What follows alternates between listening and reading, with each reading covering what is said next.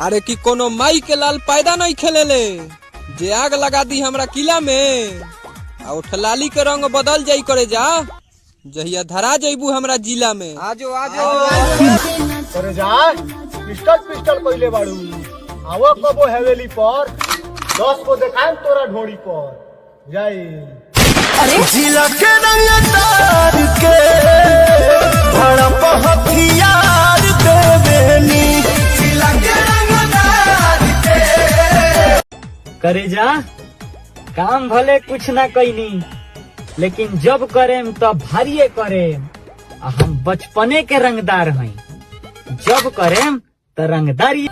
ताकि बिहार के सिस्टम बरकरार रही और तनी सु के इंतजार कर जा जहाँ हम अपन कदम धर देम नु वहाँ के लोग हमरा के किंग ऑफ बिहार और वॉइस के बाप कही। टूटी गुमान खाई जैसा करोगे वैसा ही पाओगे और रंडी से प्यार करोगे तो धोखा ही खाओगे। So sexy. अरे खेल खेले के ढंग ना रहे जीत गनी सुधार को के हम हार गनी रे करे जा तोरा जैसा रंडी से प्यार कर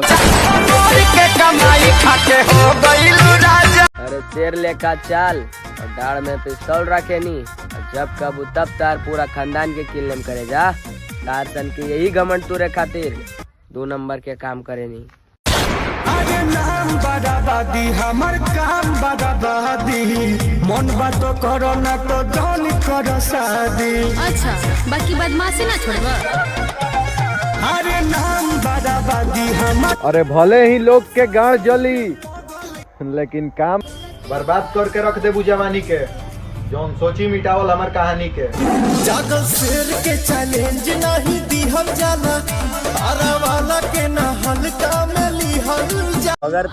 अरे एक बार जेकरा धोखा मिलल वो कहीं ना कहीं चैन के नींद सोइए जाई। यही से कहत नहीं कि लड़की के फेरा में झाट पड़े के बा जब 24-25 बरिस पर बियाह होइए जाई। तमाचा मारा तारू ओढ़ी के राजाइया तमाचा मारा तारू ओढ़ी के।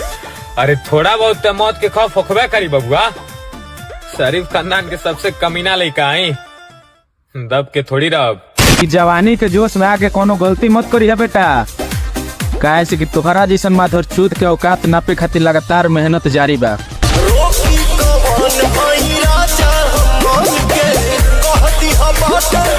रंगदार मत बनो डार्लिंग समारो दुपट्टा और लड़की की हाथ में बेलना अच्छा लागेला और लड़कन की हाथ में काटा। ये छुदी कर घर के सील करवा देम और कह दिए अपन पुरनका लभर के शांत रहेले ना ता गोली ता ना मारेम लेकिन मौत वाला फील करवा देम। अरे चढ़ल में ढेर गरम ही तो हमरा एक इशारा पर ठंड हो जाई। काम तो 2 नंबर के करत रही है 2 नंबर के करम 2 लाख बिगाई प्रशासनों